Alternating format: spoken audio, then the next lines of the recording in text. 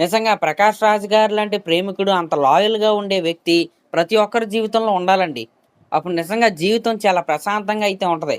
అలాంటి వ్యక్తి ఉంటే ఏమైద్దంటే, ఇప్పుడు నేను గౌక్కున ఎవరినైనా బూతులు తిట్టినా, లేకపోతే ఎవరినైనా కొట్టినా, లేకపోతే ఎవరినైనా చంపేసినా, బాంబులేసేసి ఎవరినైనా లేపేసినా, ఇలాంటి వ్యక్తులు అంటే 'ప్రకాష్ రాజ్' గారిలాగా గాఢంగా ప్రేమించే వ్యక్తి ఏం చేస్తా ఉంటారంటే, నన్ను సపోర్ట్ చేస్తా ఉంటారు.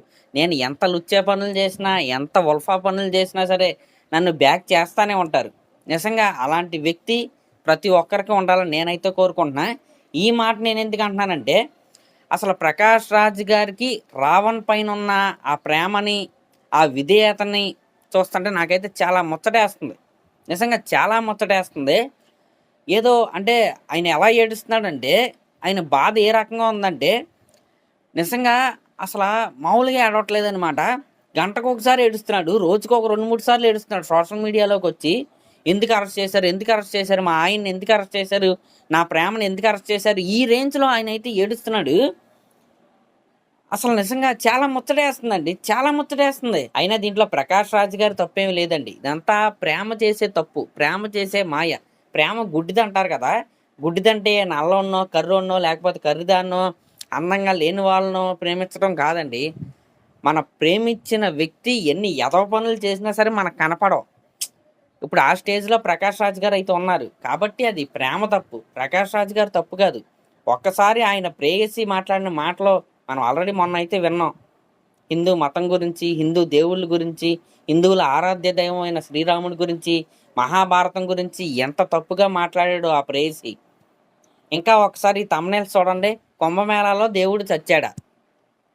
ఇప్పుడు నేను ఇలా అంటేనే మీకు చాలా బాధగా ఉంది గదా! అలాంటి దాని మీద వీడియో చేశాడు ఆ ప్రేయసి. 'ప్రకాష్ రాజ్' గారి ప్రేయసి. నెక్స్ట్ హిందూ మతం దుర్మార్గమైనది. మరి ఏ మతం గొప్పది? ఏమో ఎథిస్ట్ అంటాడు ఆయన ప్రేయసి. కానీ హిందూ మతం దుర్మార్గమైనది. నెక్స్ట్ మూడోది చూడండి. ఈ మూడో థంబ్‌నెయిల్ అయితే నాకు నిజంగా అంటే పిచ్చ పీక్స్‌లోకి వెళ్ళిపోయినోళ్ళు మాట్లాడే మాటలు. ఉగ్రవాదులకి మానవ హక్కులు ఉండవా? మానవ హక్కులంటే ఏంటి? బాంబులేసి అందరిని చంపేయటమా? అది కరెక్టా? అది మానవ హక్కులా? అమాయకుల ప్రాణాలు తీయటం మానవ హక్కులా? పిచ్చ 'ప్రకాష్ రాజ్' గారు మీకు అర్థమవుతుందా? మీరు ఎవరిని, ఎలాంటి మనిషిని ప్రేమిస్తున్నారో మీకు అర్థమవుతుందా? అలాంటి మనిషిని జైల్లో పెట్టి కేసులు పెడితే తప్పేముందండి? ఇప్పుడు మీరు ప్రేమించిన వ్యక్తి మీకు గొప్ప అవ్వచ్చు. కానీ సొసైటీకి మంచిది కాదు కదా! ఇప్పుడు కాన్స్టిట్యూషన్ అనేది, రాజ్యాంగం అనేది ప్రతి ఒక్కరికి మాట్లాడే స్వేచ్ఛ ఇచ్చింది. ఆ మాట్లాడే మాటలు కాన్స్టిట్యూషన్ పరిధిలోనే ఉండాలి. అలా కాకుండా ఇప్పుడు 'ప్రకాష్ రాజ్' గారు మీరే ఉన్నారు. ఇప్పుడు 'ప్రకాష్ రాజ్' గారు అమ్మాయి కాదు. సారీ. అబ్బాయి కాదు అమ్మాయి. దాన్ని ప్రూవ్ చేసుకోమనండి అంట. ఇప్పుడు ఆ మాట కరెక్టే. 'ప్రకాష్ రాజ్' గారు ఆడింగోడు అంట. ఇప్పుడు అది తప్పే. ఇప్పుడు నేను మాట్లాడిన మాట తప్పే. ఇప్పుడు ఇలాంటి మాటలు మాట్లాడకూడదు కదా! ఇలాంటి మాటలు మాట్లాడడానికి నాకు రాజ్యాంగం హక్కు ఇవ్వలేదు.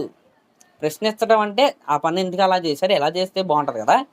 అన్యాయం చేశారు. మాకెందుకు అన్యాయం చేశారు? ఈ రకంగా కన్‌స్ట్రక్టివ్‌గా ప్రశ్నించమని రాజ్యాంగం హక్కిచ్చింది తప్ప, దుర్భాషలాడమని, బూతులు తిట్టమని ఎలాంటి ఆటికి హక్కు ఇవ్వలేదండి. ఒక మతాన్ని తగ్గించి మాట్లాడమని, ఒక మతానికి కొమ్ము కాస్తూ ఇంకొక మతాన్ని తగ్గించి మాట్లాడమని, ఎలాంటి ఆటిలకి కాన్స్టిట్యూషన్ ఎక్కడా రైట్ ఇవ్వలేదండి.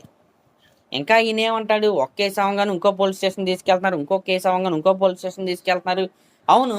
అన్ని చోట్ల కేసులు పెట్టారు. ఇప్పుడు కసబ్బ ఉన్నాడండి. ఫర్ ఎగ్జాంపుల్ మాట్లాడుకుందాం. ఒక 5, 6 చోట్ల బాంబులు పేల్చాడు. ఫస్టు ఒక కేసులో అరెస్ట్ చేశారు. తర్వాత ఇంకోటి ప్రూవ్ అయింది. ఇంకో దాంట్లో అరెస్ట్ చేస్తారు. అలా వరుస పెట్టి అన్ని కేసులు పెడతారు. ఇప్పుడు అలా కాకుండా అలా చేయకూడదండి. కసబ్బ అంటే నాకు ప్రాణం. నాకు నా ప్రేయసి. ఆల్రెడీ ఒక బాంబు కేసులో అరెస్ట్ చేశారు కదండీ! మిగతాయన్నీ వదిలేయండి. అలా చేయటం తప్పని మాట్లాడతారా ఏంటి? ఏం మాట్లాడుతున్నారండి 'ప్రకాష్ రాజ్' గారు మీరు? గంటకొకసారి ఏడుస్తాం ఇంక దేశంలో ఇంకేం ప్రాబ్లమ్స్ లెవ్వా? సేమ్ ఇలాగే డీఎంకే మన తమిళనాడులో ఒక ఎమ్మెల్యేనే అరెస్ట్ చేశారు. ఇలా మాట్లాడినందుకు. దాని పైన ఇప్పటివరకు మీరు ఒక ట్వీట్ ఎయలే. ఎందుకెయలా? ఎందుకెయలా? హ్మ్. ఎందుకెయలా? ఆయనెవడో మీకు తెలీదు. మీరెవరో ఆయనకి తెలీదు. అది పక్కన పెట్టేస్తే, ఇక్కడ మీరిద్దరి మధ్య ఉన్న బాండింగ్ అలాంటిది. మన ప్రశ్న అలాగే ఈ జస్ట్ ఆస్కింగ్ మధ్య ఉన్న బాండింగ్ అలాంటిది. ఇద్దరికీ హిందువులంటే నచ్చరు. రాముడంటే నచ్చరు. పవన్ కళ్యాణ్ గారంటే నచ్చరు. సనాతన ధర్మం అంటే నచ్చదు. కాబట్టి ఇలా టేస్ట్లు కూడా కలిసినాయి మీకు. అందుకే మీ మధ్య బాండింగ్ ఎంత గాఢంగా పెరిగిపోయిందని నేనైతే అనుకుంటున్నా. నిజంగా సిగ్గుండాలండి. మనం ఎవరికి సపోర్ట్ చేస్తున్నాం, ఏం మాట్లాడుతున్నాం అనేది తెలియాలి. మీకు ఇప్పుడు పవన్ కళ్యాణ్ గారు అంటే కోపం ఉన్నంత మాత్రాన, ఈ తెలుగుదేశం పార్టీ అంటే మీకు కోపం ఉన్నంత మాత్రాన ఇప్పుడు వాళ్ళు చేసింది ప్రతిదీ తప్పని ఎత్తి చూపించడానికి ఎలాంటి నేరస్తులకి మీరు సపోర్ట్ చేయొద్దు. మీరు ఎంత ప్రేమలో ఉన్నప్పటికైనా సరే ఇలాంటి నేరస్తుల్ని కాపాడే ప్రయత్నం చెయ్యొద్దు. దయచేసి ఇలాంటి ఉల్ఫాగాలని హీరోలను చెయ్యొద్దు. కోర్స్ మీరు కూడా అదే అనుకోండి, అది పక్కన పెట్టేస్తే చెయ్యొద్దు. ఎలాంటి పనులు అసలు చెయ్యొద్దు. అసలు అతని రియల్ నేమ్ ఏంటి? ప్రశ్ననా, రావణ? రెండు కాదుగా, బచ్చలూరు జోసఫ్. ఇది అసలైన పేరు. ఇప్పుడు రావణ అని పెట్టుకున్నాడు. రావణాసురుడు ఎవరో ఒక హిందూ. మరి యతిష్ఠ అనేవాడు మరి హిందువుల పేరు ఎందుకు పెట్టుకున్నాడు? రావణాసురుడి పేరు ఎందుకు పెట్టుకున్నాడు? ఇక్కడ మీరు గమనించండి. యతిష్ఠు హిందువులు అంటే పడదు, అంటే ఏ మతం అన్నా అతనికి సంబంధం లేదు. కానీ రావణని పెట్టుకున్నాడు, రావణాసురుడి పేరు పెట్టుకున్నాడు. ఇక్కడ కూడా ఒక రాక్షసుడి పేరు పెట్టుకున్నాడు. చూడండి, అంటే ఆ మైండ్ సెట్ ఎలా ఉందో చూడండి. మీరు ఇందాక ఒక తమ్నేల్ చూశారు కదా, ఉగ్రవాదులకి మానవ హక్కులు ఉండవా?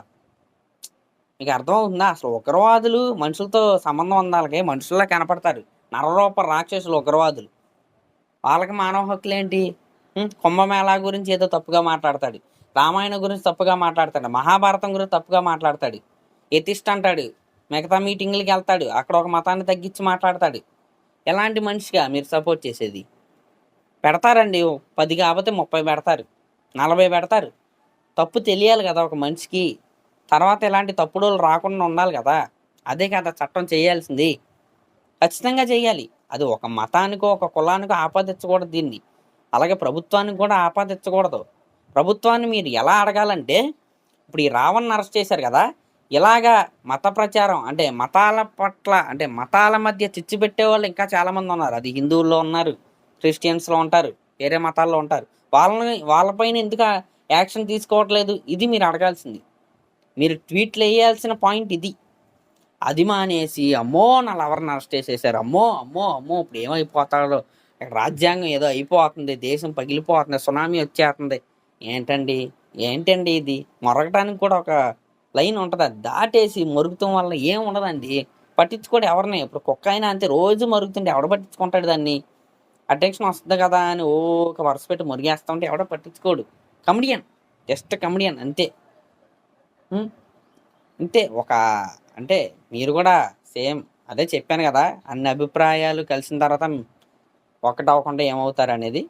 మరి అదన్నమాట మ్యాటర్. నిజంగా చాలా వరస్ట్గా అయితే ప్రకాష్ రాజ్ గారు ఎందుకులంటే ప్రకాష్ రాజ్ అయితే తయారయ్యాడు. మరి ఏంటో మరి నాకైతే అర్థం కావట్లేదు. మరి దీనిపై మీరేమనుకుంటున్నారో కామెంట్ చేయండి. అలాగే మన ఛానల్ సబ్స్క్రైబ్ చేసుకోండి. Thank you.